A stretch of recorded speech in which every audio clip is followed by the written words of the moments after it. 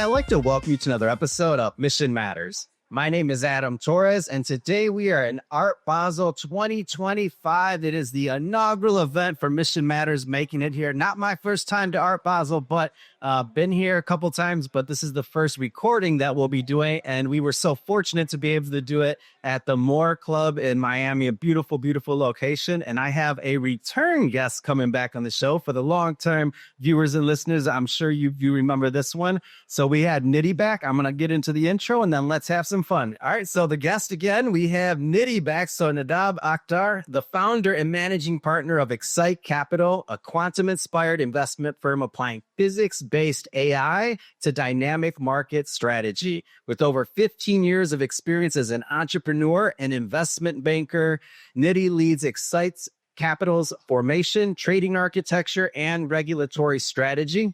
He also serves as president and COO of CrowdPoint Technologies, a pioneer in distributed computing and intelligent control systems. Let's give it up for Niddy.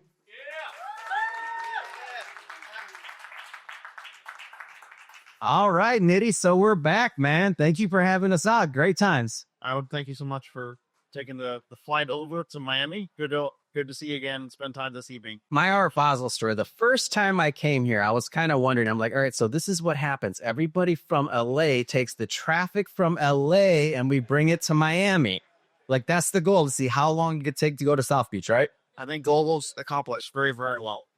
I think it's also the perfect setting for today's talk. So we're talking about alternatives. And the first time I came here, I was on the board for the Century City Art Council. So for those at home that don't know what that is, Century City, California, I like to think of it as kind of like the little brother of Beverly Hills. It's right next door, and that's where all the agents are at. That's where the deals get done in Hollywood. The lawyers, everybody else is there. And so I was there, and I was working on again with the Art Council. And they sent me out here, and we were looking at the public art, and I just was amazed at what was going on. And that during that time, I was still managing money, and I thought about it. I met a lot of investors and a lot of people that they travel here to collect art and to, think about how that fits into their portfolio and alternatives in general.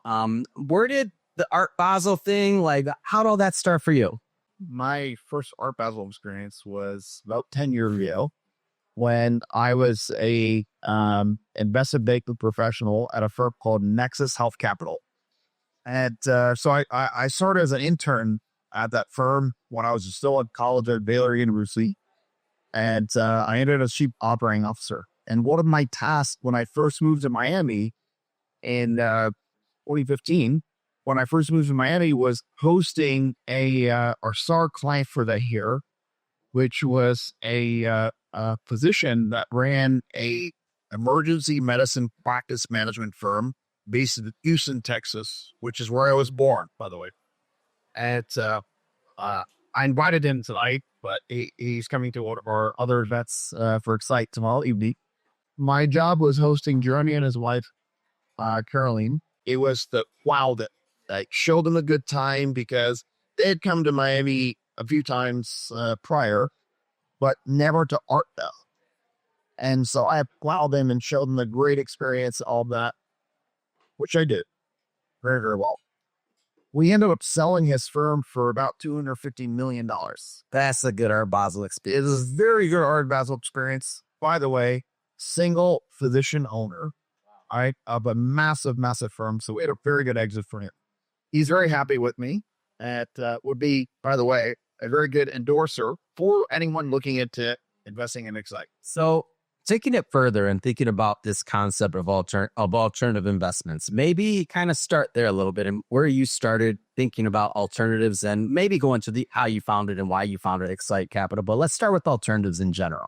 I would like to, Adam, if you would allow, give you two answers, right? Maybe a lot of the viewers watching this podcast, as well as some of the guests that we have this evening, I might ask by show of hands, did anyone here in this room tonight feel when they were children or when they were students in school, university, whatever it was, did you ever feel like you were special? Anyone let show me see those hands up?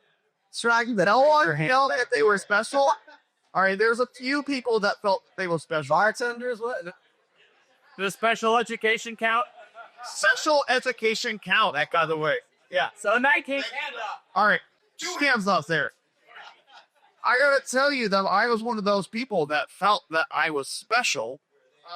And I will make a very great important disclaimer in saying that I'm not one of those typical millennials that say that, oh, I'm special and therefore I am entitled and therefore you should give me this. I'm not one of those guys. Why I felt I was special is there was this burning sensation and burning desire that some of you, if you're really honest with yourselves, okay, you're one of those, right? If you're really honest with yourselves, you know that you just think different, right? You just think different. You're just contrary in your approach to life, in your approach to business. And that is what I always felt in everything that I executed ever, right? Whether it was projects, whether it was exams, whether it was life, wherever it was. Adam, when I was applying to university, right, I had all these friends and all these homies and all girls in high school that knew what their passion was in life. They were good at biology, so they went to med or pre-med track. They were good at math, so they went to engineering, whatever the case was, right? For me, it was, well, shit, man, I was good at everything. All right, exceptionally good at everything. So, what does a personality have that tell? I got to tell you the fact that mindset and that perspective of executing life carried with me into my professional career. And one thing that always kind of bugged me, especially because when I was applying to university, I thought, well, do everything. What should I pick? All right, like what career track, what degree plan do you pick? And I thought, I knew I always want to go to Baylor University in Waco, Texas, because of my 5th grade teacher, Mrs. Charlotte Park. Went to Baylor. She always talked about Baylor and how all Baylor memorabilia in the classroom. And I knew I was only applying there because I wanted to go to private Christian university in Texas. I only picked that, right? The only school I applied to. I was top 10 in my high school. So I got in Texas, we were accepted to all the state universities, which I did. But when I went to orientation, my parents are sitting in the back room there. They never ever, and to God, never were pressured. You need to be a doctor. You need to go to the medical track. Never ever did that, right? That's very forward thinking for the parents. Very shout out. Yeah. Calm down, thank you. But when I applied to university, I decided, all right, I'll go to med school. The only reason, by the way, Adam, I did that is because I looked at a job board and I looked at one of the highest paying jobs. It was celebrity, professional athlete, CEO. I'm like, well, probably not going to work with my build to be a professional athlete. And although my wife there can attest to this, Jessica, hi. I'm not the greatest singer, although I attempt to be.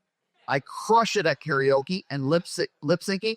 I'm literally probably world champion at world lip syncing. And so I look at the job board, I'm like, well, CEO, hell, I could do that, right?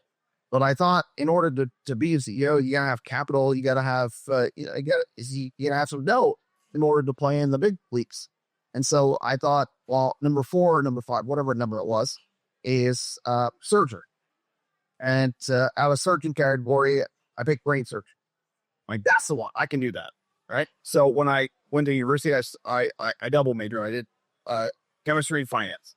And how I ended up going down the route of, and this will all make sense to you in a second, of studying science, but also studying business. The science part taught me first principles, which is critical in everything that I've ever done in my whole career, and especially what we do at eXcite.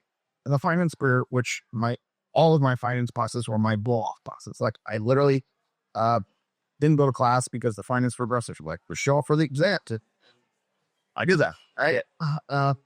But when we started eXcite, it was based off of this concept or this perspective, and saying that the world and how it makes decisions, Adam, is so flawed. It's absolutely and utterly flawed, especially when it comes to finance. Finance, right?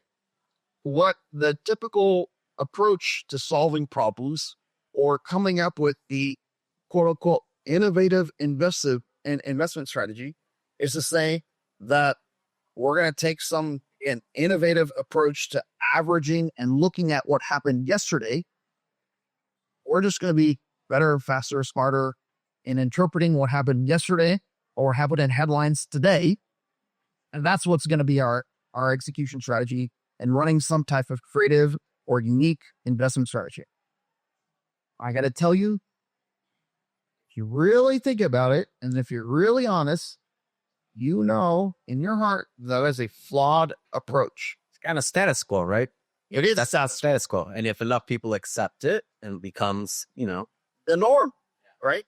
And if you, you talked about this in some of our prior podcasts. I did a TED Talk earlier this year, and the title of my TED Talk was called "Beyond the Rearview Mirror." Right? What I say is, if you take that approach of averaging yesterday in order to execute an investment strategy, that's like driving by only looking at the rearview mirror. That's it. It's silly, right? Eventually, you're going to crash. And in the alternative investment space, you know what you have?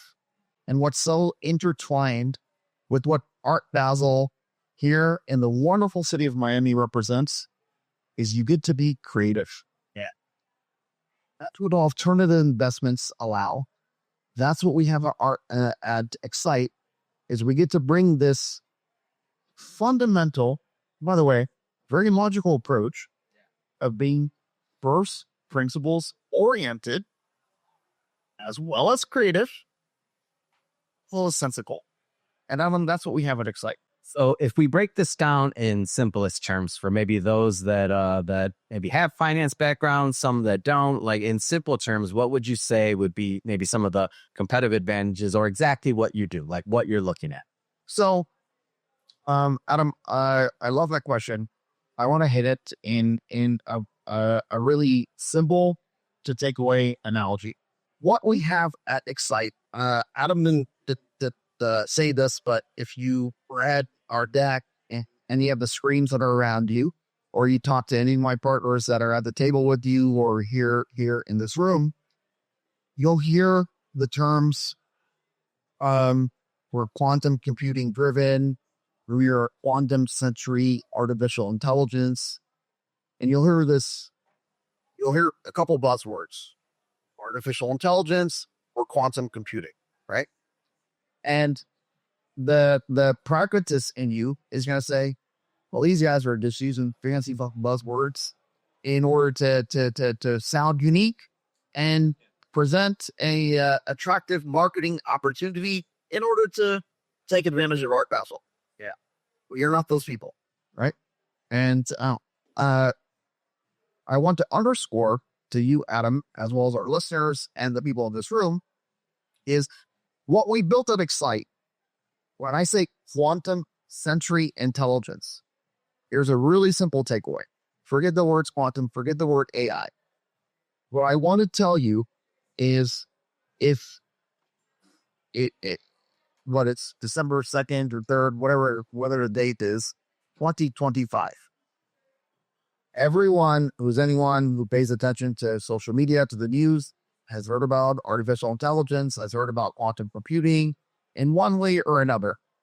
And you probably think or have probably had some subconscious thought that, AI and technology and algorithms are coming to take my job, or they're putting pressure on my industry. And the reality is they are, especially in the finance world, right? Right now, algorithms run 60 to 70% of all market activity. The fact. Yeah. It's an That's nothing new. That's nothing new. Even though the public's aware of AI and now it's more known, but that's nothing new. Like high frequency trading, that's 20 years. What? How long? But it's not just high frequency trading now. What I like, let's say that you're running some type of manual approach right? And a manual approach would be you're looking at coming up with some type of really innovative method of interpreting past trends in the market, looking at averages, looking at indices, doing some type of Bitcoin treasury play, like everybody's doing, right?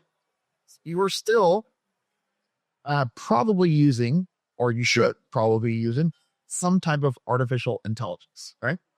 But whether you're doing a manual execution or using artificial intelligence, more often than not, by the way, when I say more often, it's probably 99% of the time using this approach that I outlined earlier, which is you assume that tomorrow, Adam, is going to look like yesterday.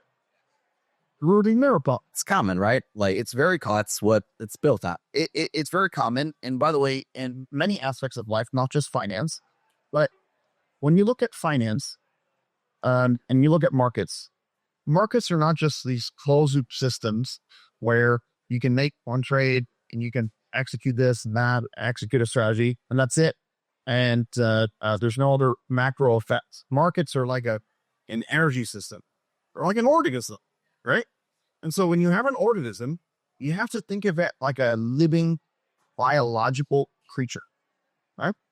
And so if you take that fundamental, very, very logical approach to frame the market, you would understand that you should probably approach this like natural science does, right? The first principled approach. And if you do that, you'll understand that the best way to approach this is to say, okay, forget the past. The past is important, but it's not critical. And it's not relevant in microseconds. It's not relevant at high speeds. In today's world, markets move way faster than any decision-making system can support. And so looking at yesterday isn't relevant. Yesterday is too slow to what happened right now. And so you have to think like a human brain works. That's where the quantum century intelligence comes in, right? What we've built at eXcite is a artificial intelligence apparatus that works just like the human brain does. We take in real-time information, we process it like a human brain does. Let me explain that, right? What a human brain does is, Frank, when you were young, did your mom ever give you lessons in saying, don't put your hand on the fire because it's probably gonna hurt? My mom is in the back room right now. Mom, you remember when I stuck a coat hanger in a plug? Come on. And didn't it cause some damage? Yeah. And so, you can ask my mom to verify this. I learned a lesson. To say, don't do it again. The human brain works that way. And saying, when you execute, you learn these life lessons. These life lessons you learn. And once you learn those life lessons, your brain is not going into saying, all right, my name is Doug. I live in quantum. And I'm waking up every day. I'm going to wherever my office is. Sorry, Doug, I put your business out in the streets. Specific. Yeah, I didn't say the unit number. If you need the unit number, come talk to me. But when Doug wakes up every day and he goes down to Pura Vida or Pinocchio, wherever he's going for his morning coffee, more than likely, you're not stopping in every tile and saying, all right, I took these steps yesterday, so I should take the average of these or take the exact same steps, right? I'm just trying to get my express up. He's just trying to express them. I'm so glad, by the way, that you said that. The human brain works in this very, very logical approach, which is humans are lazy. Humans are lazy. Just like if you're a lion, chase or whatever lions on to gazelles or where the heck they hunt. They're going to go after not the strongest, not the fastest, right? You're going to think, oh, that's the prize. That's what I should go after. No, they go after the weakest. They go after the slowest, right? My man is nodding right now because he agrees. He knows that what humans do is you're going to go after the max reward, the least amount of energy. That's the AI that we built, is to recognize, we recognize the motion, the energy, that's built up in the markets, we're going after that. The potential energy that's there, Doug, we want to go after the path of least resistance. In natural science, Adam, where does water flow? Downstream. Downstream. That's what we do. That's it. It's really freaking simple. So these words, quantum, AI, all that, all these other people are going to tell you, oh, we're running some AI strategy and it's really innovative. My friend with the good hair, you know a thing or two about AI. I can see it in your eyes. Probably a developer turned entrepreneur, multiple exits. You and I both know that how AI models work is they take a huge model of the past. What many would know at this table and viewers is they take large language models. Large language models are going to say, all right, you're going to put in some creative input that you found some lessons off of some social media guru that gave you prompt engineering lessons. Now you think you're freaking awesome at AI and you're going to run a quant strategy. You're going to run an amazing high frequency trading strategy. You're going to take headlines. You're going to take speed. You're going to, arbitrage off of XYZ, whatever it is, right? The reality is, at the end of the day, you're doing a really simple mathematical concept. You're taking point A to point B, and you're figuring out what the delta is. Whether it's speed, whether it's news headlines, whether it's latency, this is how most hedge funds, most high-frequency traders, most AI funds and quant funds are executing their strategies. We are not those guys. We take real-time data. We don't rely on any historical data. We take real-time data like a human brain does. And this is how we execute our trading strategy. This is how we manage risk dynamically, Rob, and saying we're going to take real-time data just like a human brain does. We're not trying to figure out how God got to Pinocchio to get his morning coffee by trying to remember every step that he took in every optimal condition. We don't do that. We're going to take a risk reward in real time. Rob, if a car was coming at you, right, or some type of object is coming at you while you're walking to get your morning coffee, you're probably going to avoid it, right? That's what we do. So you two shouts out to Pinocchio Coffee. I love Pinocchio. Pinocchio's probably Niddy. Yeah, I'm a Pinocchio. I go for sure. Yeah, that's it. Exactly. 2 in one night. I'm like, this is a good night. So you mentioned quantum computing. You mentioned AI a lot, and I know that's a big part of the strategy. How does the human element, whether it's managing risk or otherwise, like how does the human element play a factor or play a role? So the quantum computing aspect and the AI aspect, it'll intertwine it in my answer to you, Adam, is in quantum computing, there's this idea that you utilize really, really complex and sophisticated computing infrastructure and software in order to look at thousands or millions of possibilities at once. By the way, that's how a human brain works, right? The human brain is going to say, all right, based on past precedent, based on the lessons that Frank learned from his mom and what I learned from my mom when I sucked coat hanger in a power outlet, right? I know to avoid the risk. I know to, get maximum reward for least amount of effort. But you don't pause to say, all right, okay, let me compute the last, I'm 36. Let me compute the last 36 years of my life and average out what happened. Okay, this condition, I did this, I did that. You don't do that. Yeah. Quantum computing works the same way. So without giving a physics dissertation at this dinner or on this podcast, we use an approach called quantum ensembles of domain, which in simple terms means we will take some input of current snapshots in current microseconds, and we are going to interpret thousands or tens of thousands or millions of possibilities on what the market could look like. And what we do is we will ignore the realities or the potentials that are irrelevant or that are suboptimal to our risk return ratio. There might be 10,000 possibilities. So maybe 8,000 of them are infeasible because they don't get us the risk return that we want. We'll ignore those. We'll take the 2,000 and we take the average of the ones that are most optimal. Maybe it's 10, maybe it's 100 or 1,000. We'll take the average of those, and that's how we execute trading strategies. Dynamically, by the way. Like we adjust in microseconds. Trading strategy 1, 2, 3, and we'll execute those. That's quantum computing. That's our AI. So when you're talking about a strategy like this, investors, obviously there's investors involved in the fund. Who typically is the right type of fit in general for this? Let me qualify the question. Philosophically or financially? Both. Throw them out there. Yeah, no, it's great. It's great. And I'll tell you where the question comes from. So when you're talking about like AI, you're talking about quantum computing, all these other things. Like if you don't have a technical background and you understand, are you okay to be an investor? If you can, you know what I mean? Like that's where I'm going with it. Like who is the right fit? Do you have to be a really sophisticated investor? Like that's what I want to know.